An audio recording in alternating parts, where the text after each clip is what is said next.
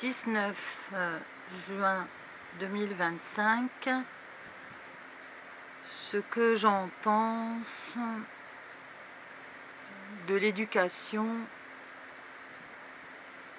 donc par conséquent de l'enseignement et de sa relation au monde du travail. Alors, l'éducation au départ c'était une passation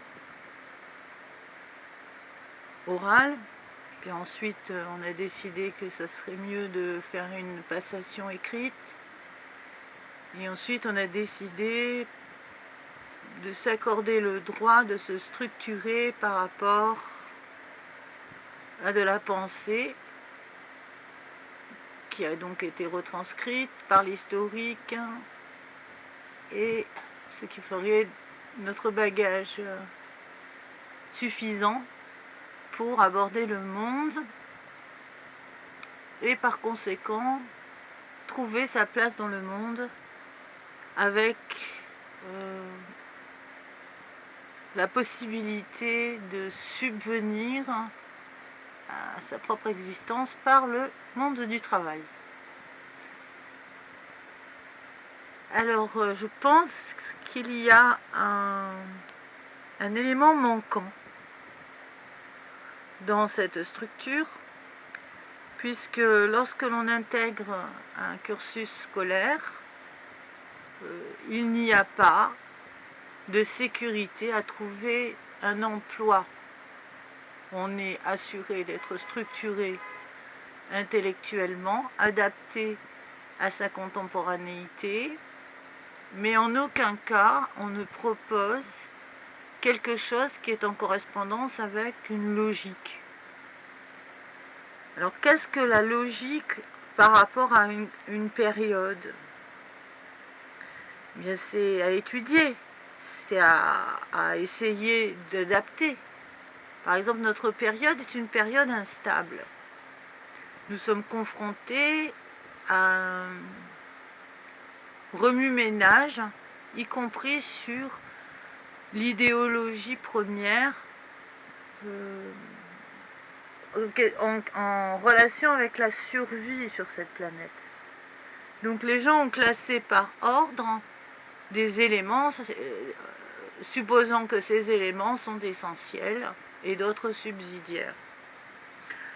Déjà, on sait que la logique des hommes n'est pas une logique écosystémique, puisque la logique écosystémique supporte la redistribution des hautes capacités pour engendrer des êtres qui, eux, vont gouverner d'une façon vectorielle des espaces afin que perdure une logique à exister qui permet à l'univers de se dimensionner correctement et à nos écosystèmes de se comprendre et de faire leur translation, puisque eux ils sont plutôt par la pollinisation des informations. Donc ce qui fait que notre interface en tant qu'homme, humain, parce que on va essayer de se classifier à peu près, eh bien nous ne sommes pas adaptés, encore une fois, à notre nécessité. Nous n'apprenons pas les choses qui sont de la logique de l'instabilité de notre monde. Comme nous ne savons pas, par exemple, quel est le monde de demain, nous ne pouvons pas non plus savoir quelles sont les professions de demain.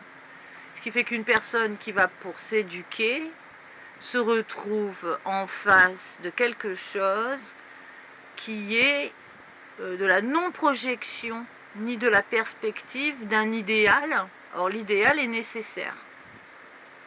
On dit souvent redescends et les pieds sur terre, choisis une profession qui va te substanter, mais lorsque l'on a commencé à être éduqué, la première chose que l'on a prônée à l'esprit des gens, c'est leur capacité aussi d'être dans la novation, c'est-à-dire de provoquer des événements et donc d'assumer leur place avant-gardiste aussi au sein de la société. Donc ce qui veut dire que le monde de l'éducation est maintenant réfractaire et frileux à la capacité de travailler sur quelque chose qui n'est pas de la perception concrète du moment, mais plutôt de la projection dans un espace-temps défini, souvent sur un cycle de 20 à 40 ans. Donc ça veut dire que notre monde de l'éducation ne réfléchit plus le monde de la construction, ni de la sécurité par rapport au parcours historique de l'homme sur cette planète. Alors évidemment, on ne sait pas construire de maison. Il y a des lycées techniques qui vont enseigner la construction. Et donc, on ne voit pas l'idée d'aller monter un parpaing pour savoir construire une maison ou savoir faire de la tuyauterie ou des choses comme ça. Or, pourtant, il serait judicieux de changer un petit peu ce qu'on appelle les options dans les cursus scolaires, y compris même avant le lycée, c'est-à-dire toute la période du BEPC, pour certifier que l'être humain peut aussi s'adapter à des circonstances dramatiques provoquées justement par l'ineptie des hommes. Comme par exemple monter un abri rapidement pour sécuriser ses proches ou donner la possibilité d'attendre des secours, etc. Non, ce sont des spécificités et ce ne sont pas des imposés. Il faudrait faire scout, à la limite, pour savoir monter un campement. Or, je trouve qu'à notre période, il y a quelque chose d'assez juste à être pragmatique et connaître certains gestes de sécurité dans le monde pour que s'il arrive quelque chose de désastreux comme la guerre, on sache aussi se comporter. Or, ce n'est pas le service militaire qui peut nous apporter ça, parce que le service militaire, c'est protégé par l'action guerrière aussi. Donc, ce n'est pas maîtriser les armes, des choses comme ça, mais plutôt de savoir monter un bivouac, de savoir structurer une zone, de la protéger, etc. assez rapidement. Donc en fait, notre monde de l'éducation n'est pas opérationnel pour la partie pratique. Et auquel cas, les gens qui obtiennent des diplômes sur de la spécificité vont se retrouver exactement comme dans un jeu spartiate. Donc on est plutôt, finalement, on est plutôt empire romain, et avec une vraie dominante spartiate, où on jette les gens extérieurement après, lorsqu'ils sont diplômés, sans leur donner la possibilité d'être dans une structure. Et c'est là où je trouve que l'éducation et l'enseignement et le monde du travail ne s'entendent pas si bien, même si il existe des forums, des stages, des formes de stage, c'est pas tout à fait structuré non plus. Comme la vérité aussi par rapport aux élèves, de leur dire que les voies qu'ils choisissent, ils ne sont pas assez opérationnels pour faire quelque chose de correct, parce qu'ils n'ont pas le niveau pour assumer leur destinée, et que même s'ils sont bons élèves, c'est aussi un effet aussi du lieu sur lequel on est stimulé par le lieu, mais ensuite dans la profession, on n'est pas structuré non plus pour faire les professions qu'on choisit, y compris surtout dans la médecine.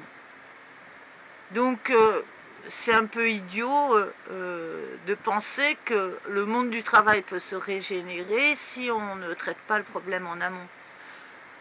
C'est-à-dire à partir du moment où on est dans l'endroit où on structure.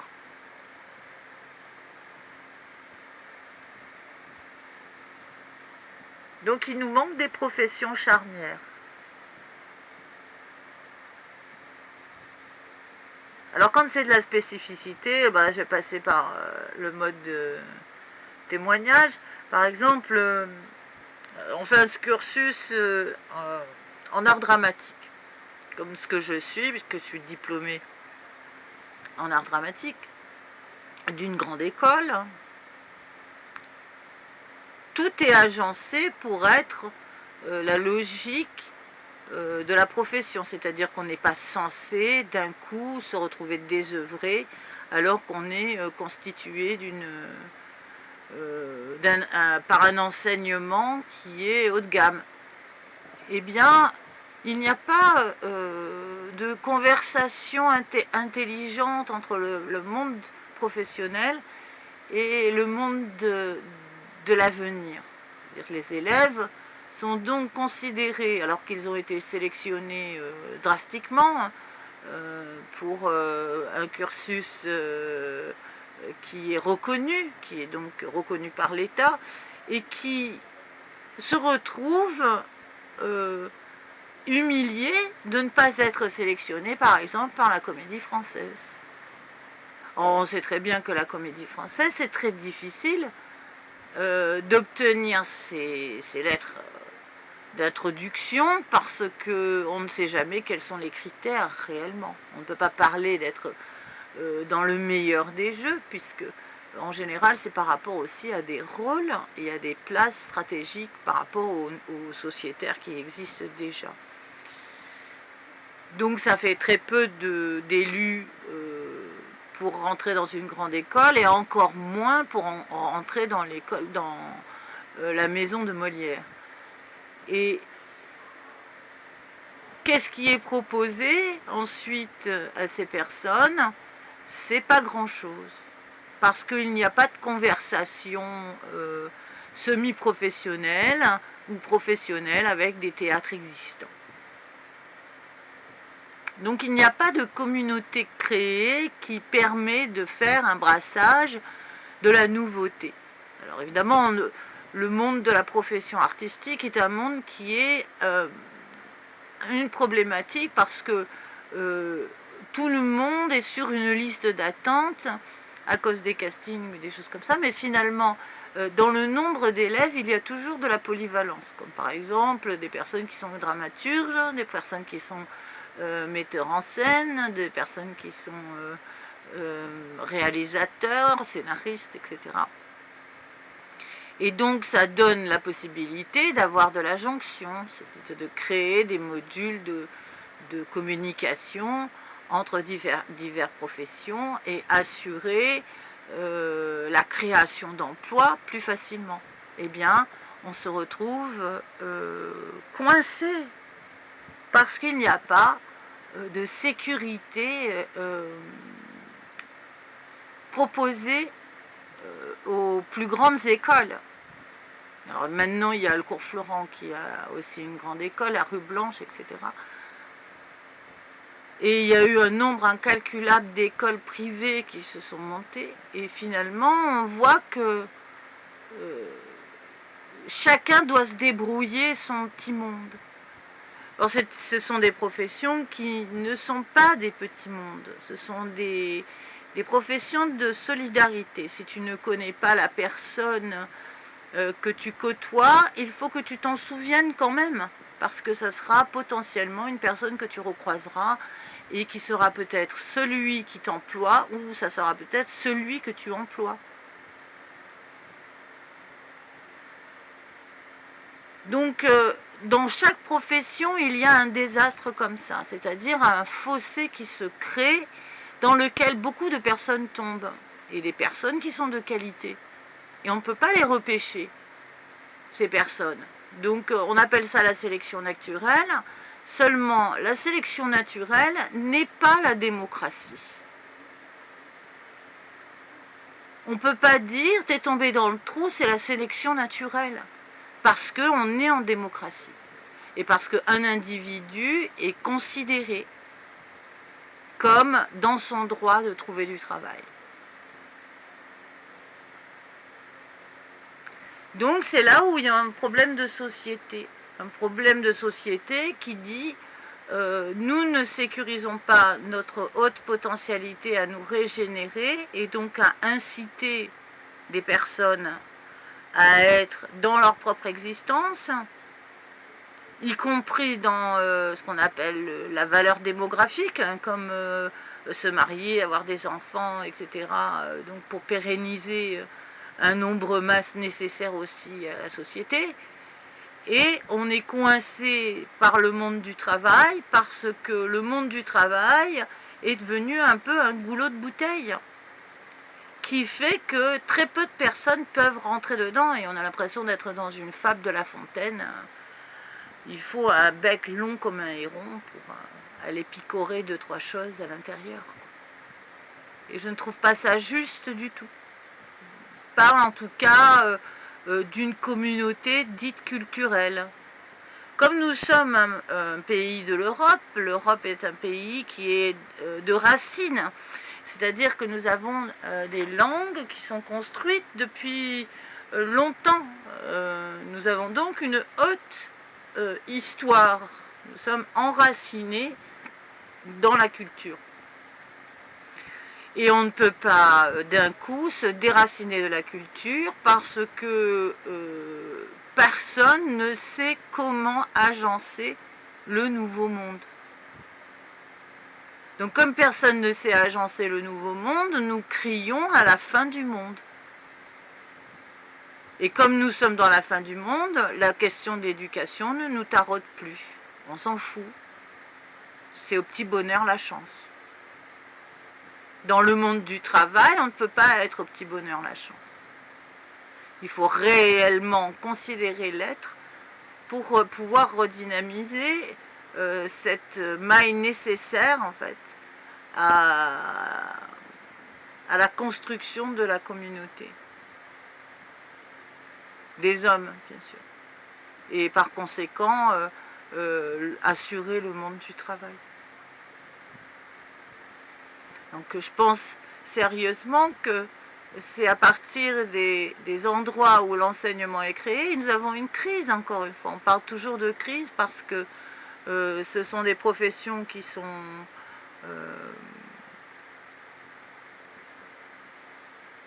mises un peu à mal puisqu'elles sont payées par l'État et qu'on attend beaucoup de l'État.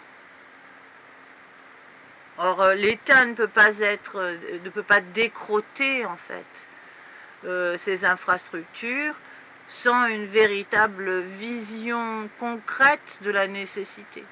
Pour ça, il faut qu'elle soit émergente.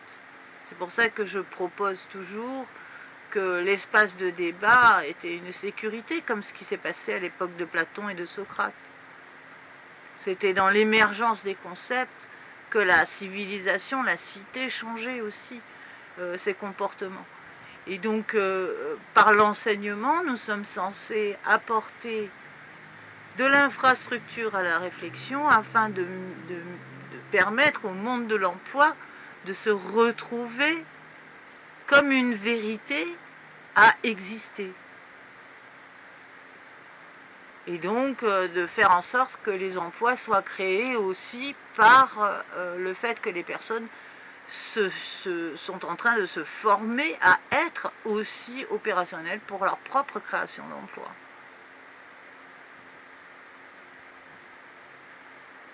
D'une certaine façon, il y a une vérité à dire que le monde de l'emploi est saturé parce qu'on ne peut pas inventer des emplois tous les jours. Il faut reconnaître que notre civilisation telle que nous sommes des hommes est composée d'un monde actif et d'un monde passif. Et que c'est un monde qui doit tourner comme ça. Que nous ne sommes pas tenus de rigueur d'être dans l'exemplarité à commune mesure, puisque c'est une sorte de jachère.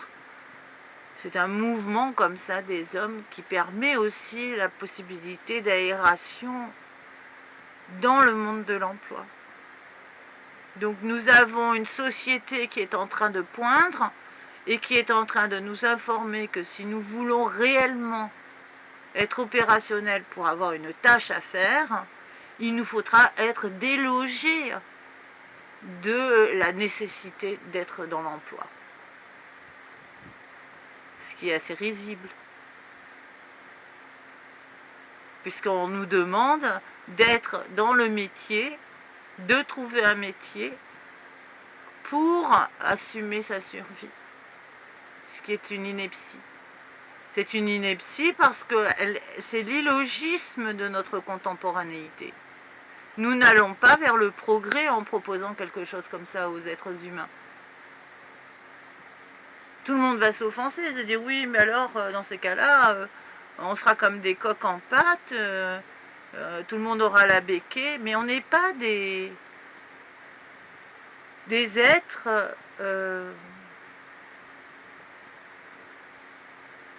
à engrosser comme ça par quelque chose qui ressemble à une espèce de caricature manichéenne.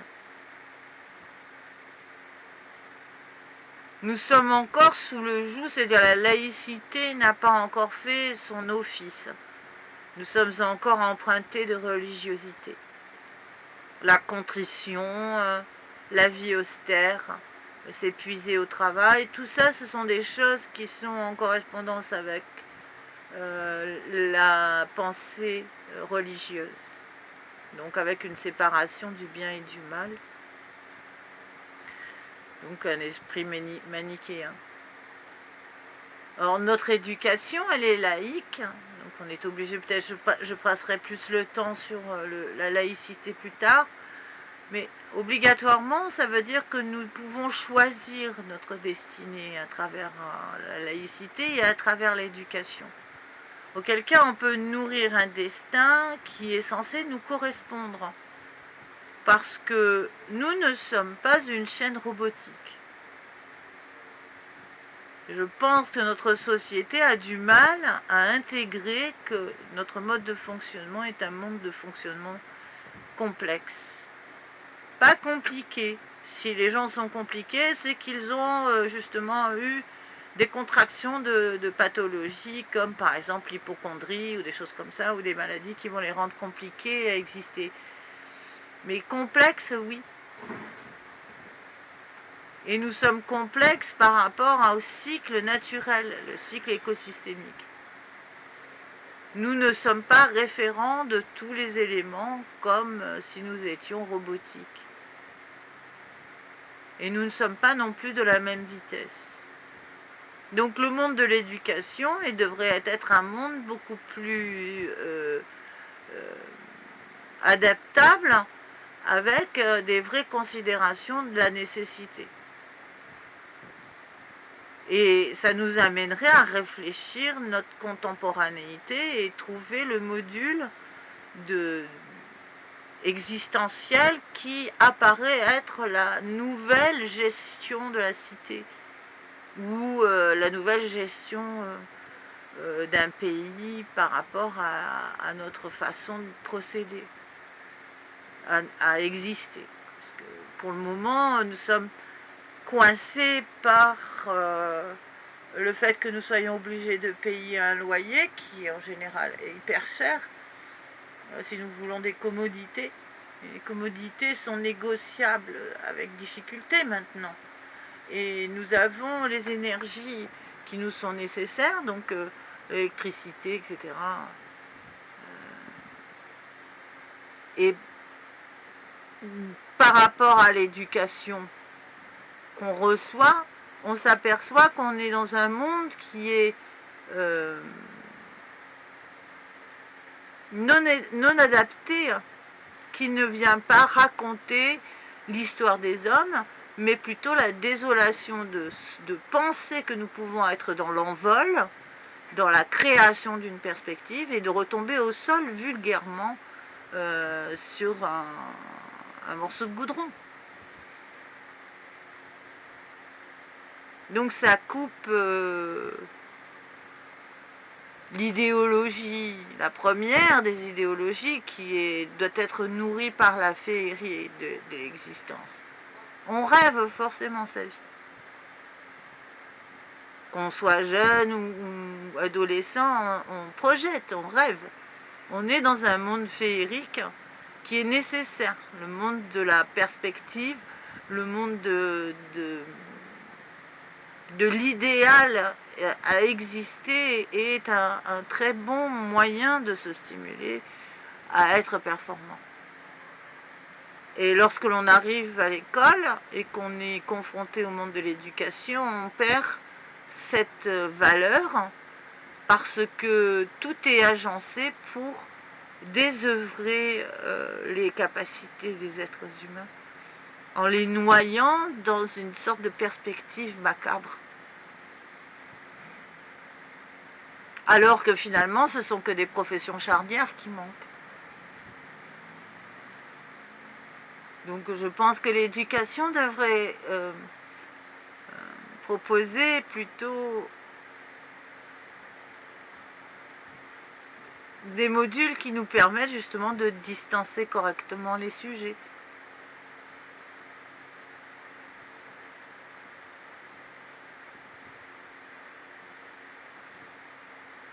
D'acquérir une sorte d'autonomie ou en tout cas de sécuriser aussi le savoir qui est inculqué. Y compris les petits savoirs, hein, comme par exemple les périodes qu'on a à l'école primaire ou des choses comme ça. À aucun moment on peut repasser son cursus de CES et de faire, de se remémorer les cours qu'on a eus. Il n'y a pas aussi la possibilité d'être réellement dans une variation autodidacte. Alors finalement, c'est une des façons aussi de gérer l'éducation, puisque à partir du moment où une personne est motivée, il y a plus de chances d'obtenir des résultats. Mais le monde du travail est un problème. Parce que nous ne savons pas sécuriser au moment de la période d'apprentissage le monde qui est censé être celui qu'on va aborder. Et il n'y a pas pire que de se rendre compte qu'on a été pris pour un con et qu'on retombe derrière le côté du carton-pâte.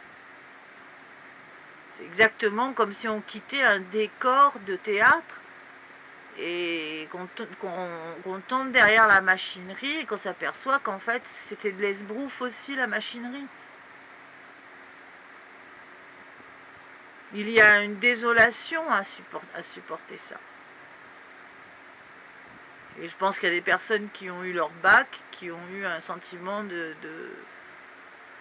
d'effroi de se rendre compte que les professions dans lesquelles ils pouvaient s'en sortir sont des professions dans lesquelles normalement ce sont des êtres qui n'ont pas le diplôme qu'ils ont qui devraient bénéficier de ces professions.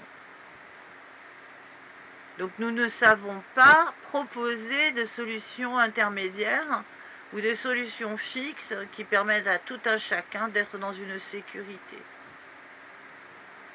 Parce que nous ne savons pas orchestrer correctement les nouveaux agencements dans le monde de l'emploi, ni les hautes capacités qui s'ouvrent à nous par la gestion des nouvelles technologies. Et ça ne vient pas dire que c'est l'IA qui va sauver la mise. Non, pas du tout.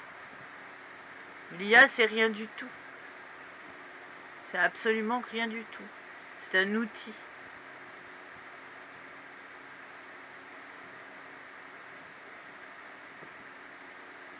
Il y a des choses qui sont déconcertantes.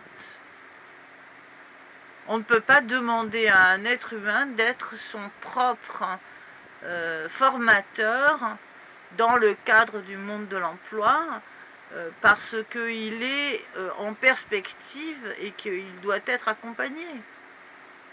Et qu'il n'y a pas d'infrastructure accueillante de ce côté-là. Nous ne sommes pas solidaires ni sécurisants. Les démarches sont anxiogènes. Alors que normalement, devraient être immédiatement détendues. Un peu comme une personne qui vient d'obtenir son diplôme vient se mettre sur la liste dans une plateforme, et puis elle est 2 jours plus tard, elle reçoit un conseiller, elle se dit: ah bonjour, vous avez eu machin, votre diplôme, qu'est-ce que vous avez envie de faire? Est-ce que vous préférez faire un stage virtuel, etc. Il sera rémunéré de temps, etc. Des solutions intermédiaires jusqu'à l'obtention d'un diplôme, et puis la sécurité aussi de la condition.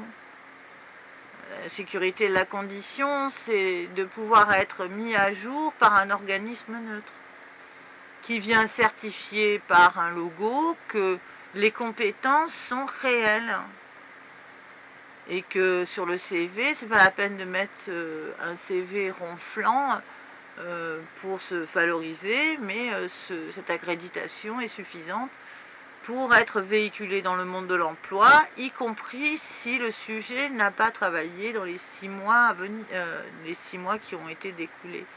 Puisque la discrimination ensuite dans le monde de l'emploi, qui est donc cette fameuse sélection naturelle, est un porte-préjudice.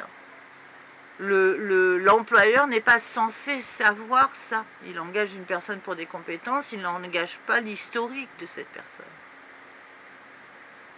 Donc des systèmes normalement doivent être mis en place dès le début, à partir même du monde de l'éducation.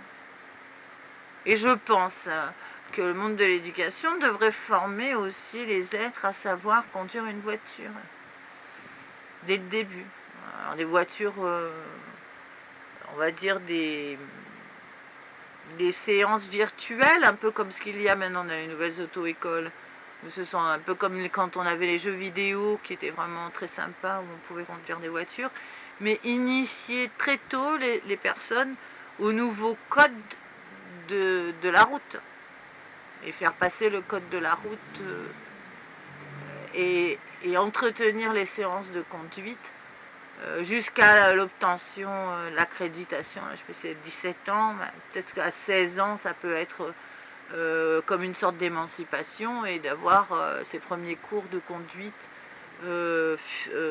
possibles par l'école. Parce qu'il y a énormément de personnes dont la problématique existentielle et aussi réside dans le fait qu'ils ne peuvent pas se déplacer.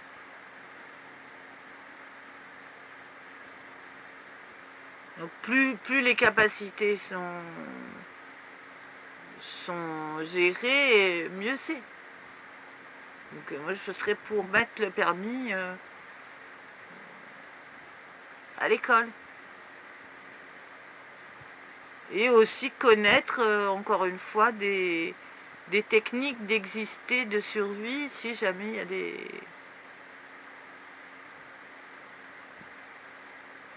ou des disciplines aussi de bien-être. Une pratique qui permet aussi d'être relatif à son monde. Comme le yoga ou des choses comme ça.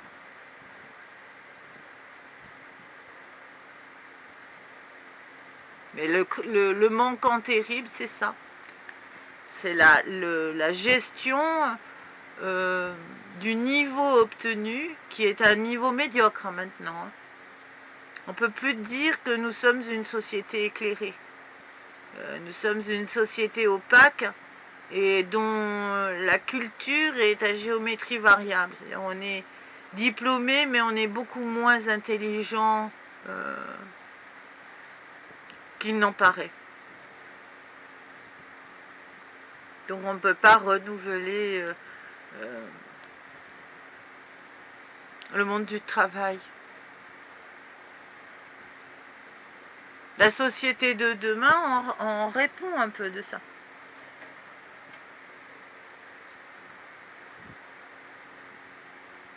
Après, évidemment, on peut demander à ce que tout soit aussi dans l'autonomie, par exemple. Qu'il y ait une sécurité. Et je pense que ça serait beaucoup plus intéressant aussi de proposer un hébergement à certains étudiants, y compris dans les premiers cycles. À partir du moment où les conditions familiales ne sont pas optimum, intégrer un cadre d'existence pour l'étude me paraît être plus judicieux. Avec une capacité d'avoir justement des meilleures conditions. Un soulagement aussi pour la famille, que ça soit naturel que de pouvoir être hébergé par le monde de l'éducation alors qu'on est dans des circonstances de précarité ou des choses comme ça. Alors que là, on est sur quelque chose de plutôt ciblé. Il faut que ce soit la famille qui le décide, de mettre les enfants en pension. Et finalement, c'est pas très... Et je reviens à ça, pareil pour le monde de l'artiste. Nous sommes esselés. À titre personnel, j'ai réfléchi évidemment à ça. J'ai obtenu une solution aussi qui me paraît être logique, mais encore une fois, le monde de la construction est un monde qui est perverti par le monde de la communication à l'heure actuelle. Les informations ne vont pas aussi vite que l'on voudrait, donc on est obligé d'être extrêmement patient lorsqu'on a des énormes concepts. Et évidemment, bien sûr, on trépigne un peu intérieurement. Parce que lorsque l'on est dans l'innovation, on sait exactement quel est le positif de mettre en scène très rapidement un théâtre d'action. Ça apporte du baume au cœur à tout le monde. Là aussi, sur l'accréditation, nous avons encore un effet pervers. Parce qu'on est encore coincé à l'époque de la lettre d'intendance, avec la suspicion des personnes dans leur propre gestion de qui ils sont. Il faut qu'ils soient accrédités par une autre personne pour être légitimés. Ça aussi, ça pose un énorme problème pour la gestion en fait de ses propres capacités, y compris même dans le cursus d'apprentissage.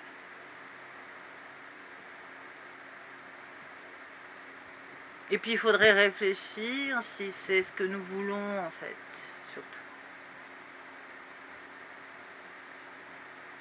Dans les 3/4 des témoignages sur le monde de l'éducation, tout le monde se plaint. Tout le monde est tout le temps en train de geindre quelque chose.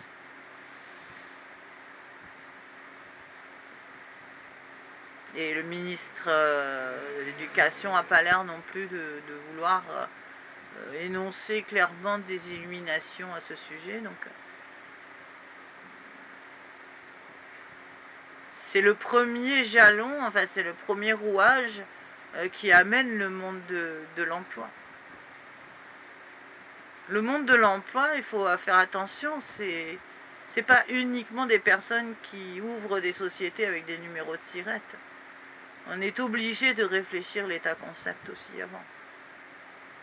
Ça ne se reconnaît pas non plus, ni le droit à être dans son droit de crédit parce qu'on est une personne qui structure. Donc il y a beaucoup de choses qui empêchent la libération d'un nombre conséquent d'emplois à cause de ça.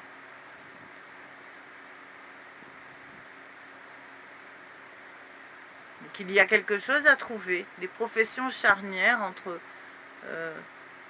le cursus éducatif et puis le monde de l'emploi tel qu'il est censé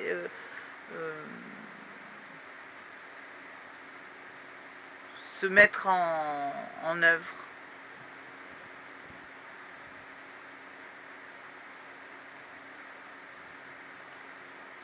Il y a quand même un certain engouement à le réaliser en Europe, puisque on est classé comme être réfléchissant. C'est-à-dire qu'on est censé apporter de la luminosité, de la clarté dans les raisonnements. Et finalement, on est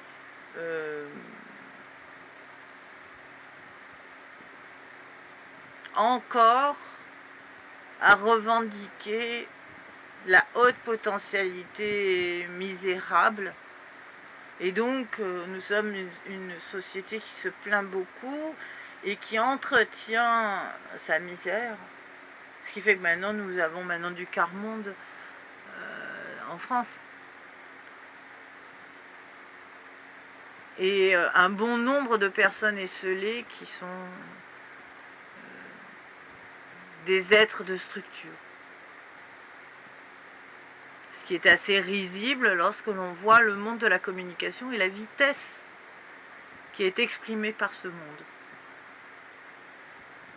Une personne qui te dirait, mais comment tu n'es pas acrobate, tu n'arrives pas à faire triple saut périlleux pour monter sur le filin magique qui va t'amener à la roue, qui va t'éjecter, etc. Donc c'est une physique mécanique.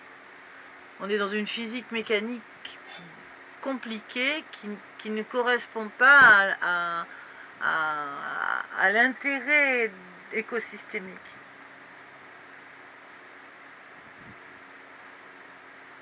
Ce que nous vivons est quelque chose qui est en correspondance avec gravité. Le monde de l'éducation fait partie de gravité. C'est quelque chose qui est lié à la masse. On ne s'en rend pas compte physiquement complètement, mais c'est bien en correspondance.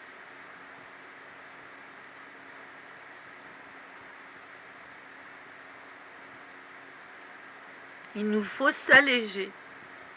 Nous ne sommes pas assez lunaires.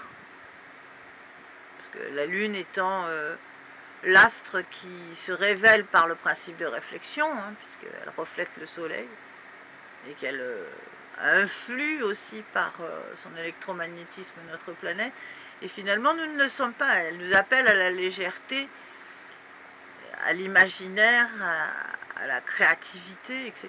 Et nous ne réagissons pas si bien à cette invitation.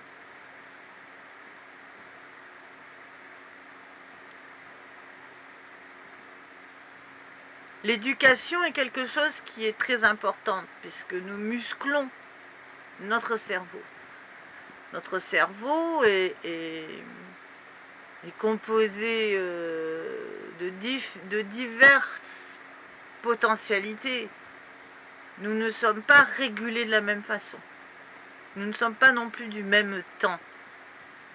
Et il n'y a pas de ressenti de la logique, de cette logique, parce que la science n'a pas encore éclairci entièrement qu'est-ce que c'est que la vitesse dans l'univers dans lequel nous sommes par rapport à l'autonomie que nous représentons.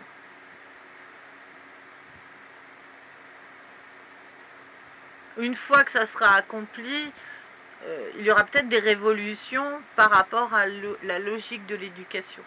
On sera moins standardisé et on ciblera plus les outils qui nous permettent d'élaborer notre stratégie et surtout de ne pas perdre l'acquis. C'est un peu la difficulté à l'heure actuelle. C'est qu'on s'aperçoit que tous les travaux qui ont été faits de structure commencent à fondre face à la vitesse proposée aussi par la haute technologie. Et donc ça fait un monde victorieux, c'est celui du commerce qui est victorieux. Tout le monde veut être commercial. Donc il nous manque une tempérance.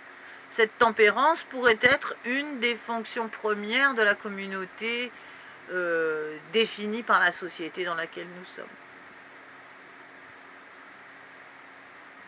Dans ce cas-là, il faut réfléchir et trouver quelle est la formule qui permet justement d'être et de l'individu et de la communauté des hommes.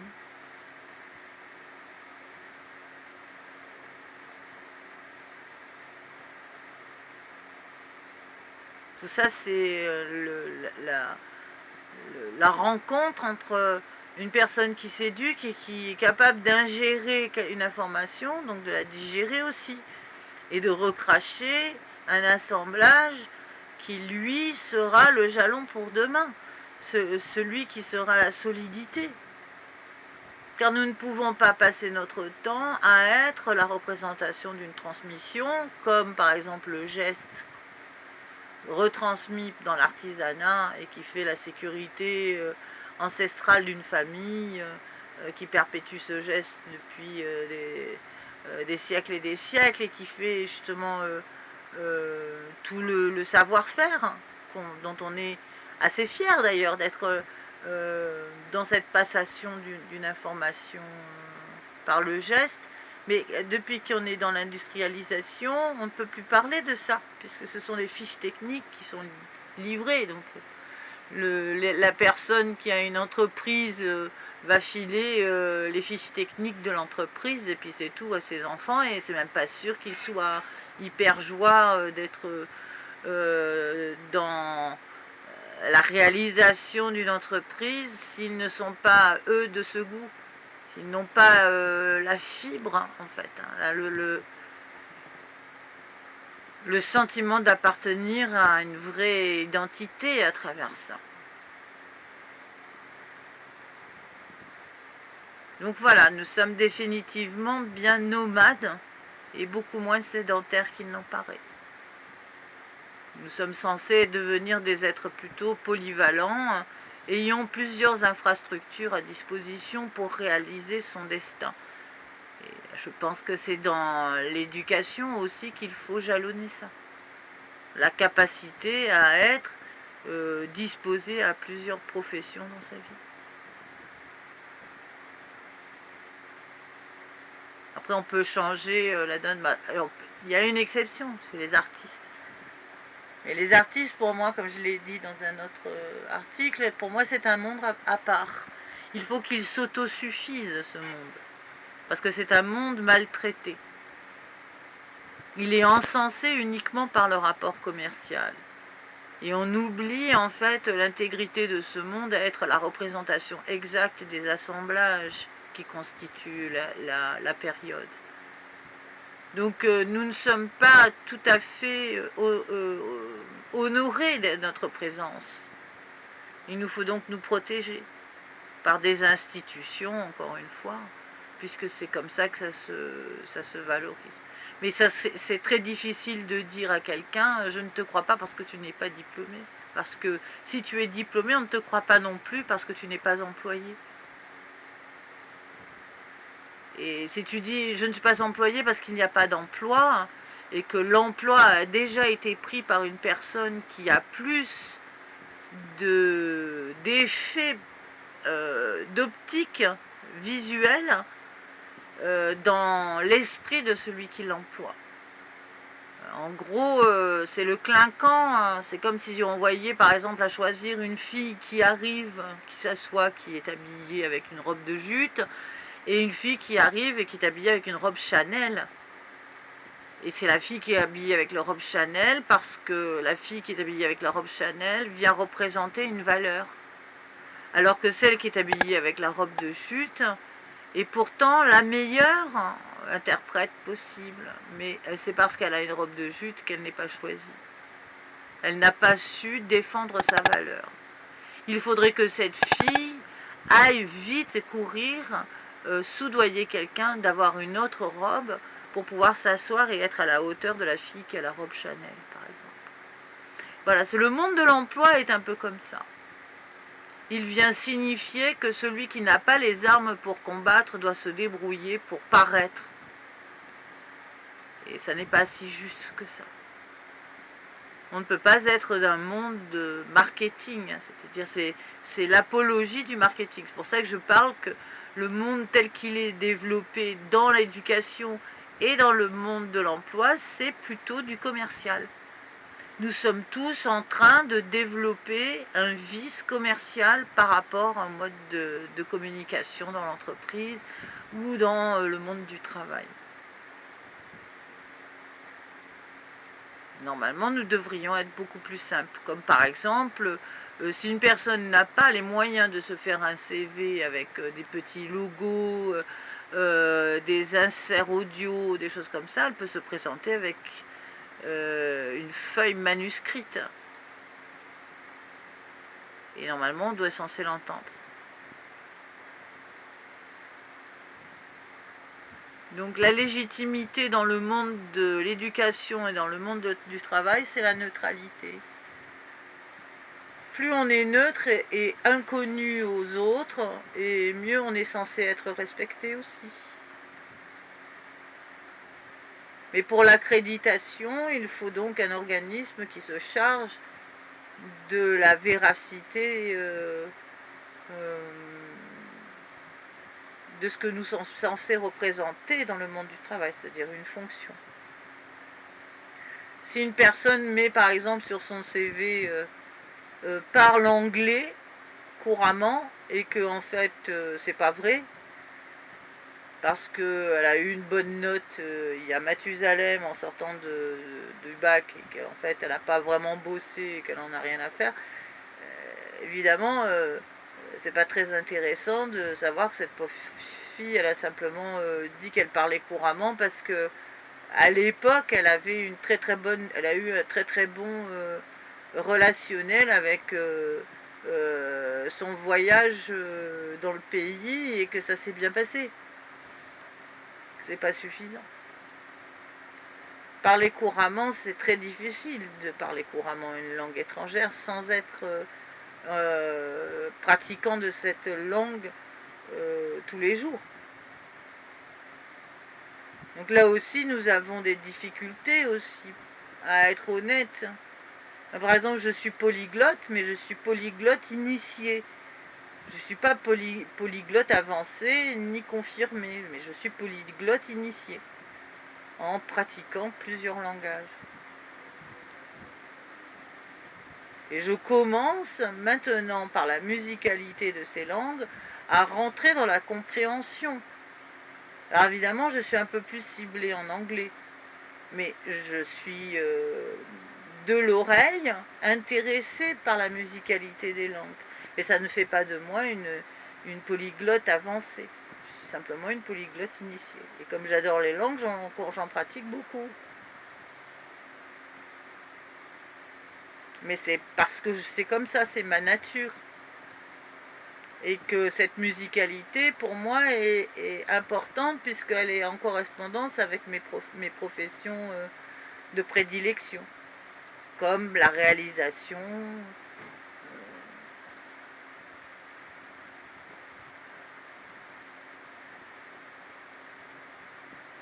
le jeu d'acteur étant aussi quelque chose de très passionnant.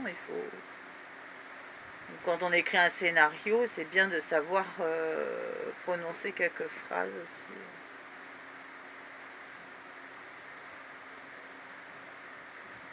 Donc l'éducation mériterait d'être quelque chose de plus passionnant.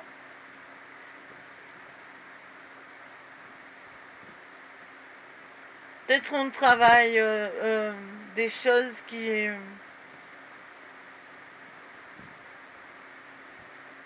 nous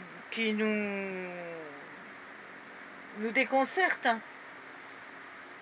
Si on abordait le travail avec à la période de l'éducation comme si c'était un vrai challenge, un vrai investissement. Mais pour ça, il faut qu'il y ait des choses qui soient accessibles d'entrée dans le monde du travail. Finalement, il faudrait commencer à travailler dans le monde de l'éducation, par petites sessions, à partir du lycée.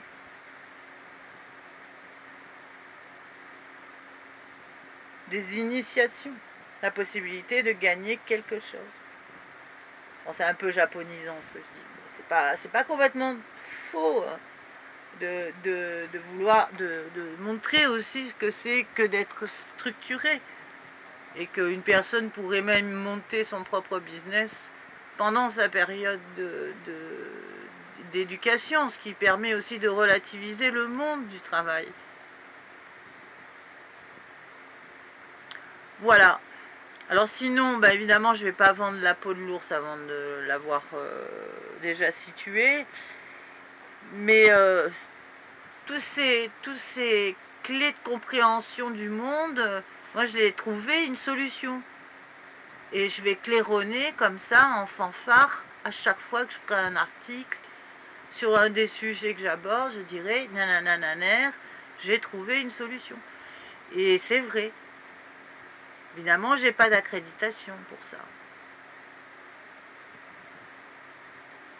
Personne peut dire oui, c'est vrai, elle a trouvé.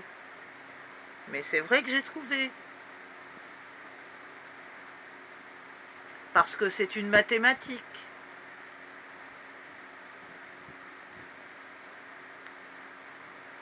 Donc je souhaite en fait que notre Europe se renforce comme ça, avec ingéniosité, qu'un modèle français soit émergent, ma foi. Les conditions pour le moment sont pas très bonnes. À cause de ça, à cause du désintérêt qu'on a à être à haute capacité. Tout le monde est tourné, encore une fois, trop sur l'individu.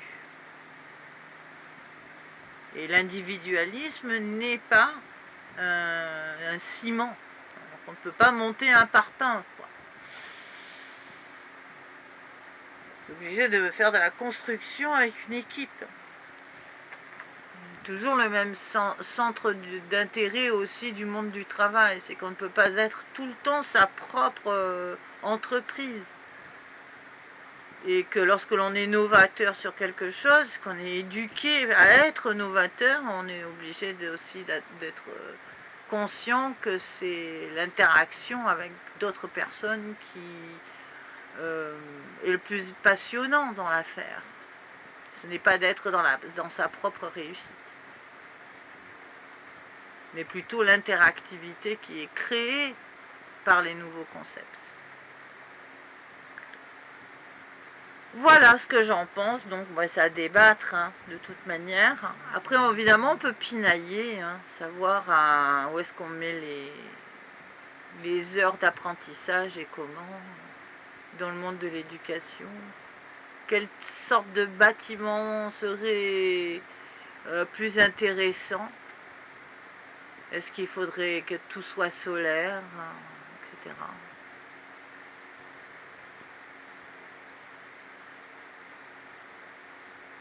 Bon, je ne rentrerai pas dans la problématique éthique ni ethnique, parce que je pense que ça serait mieux de faire un article sur la laïcité, puis aborder. Parce que c'est pas complètement dans le sujet. Pourtant si, un peu, puisque la particularité est aussi une solution.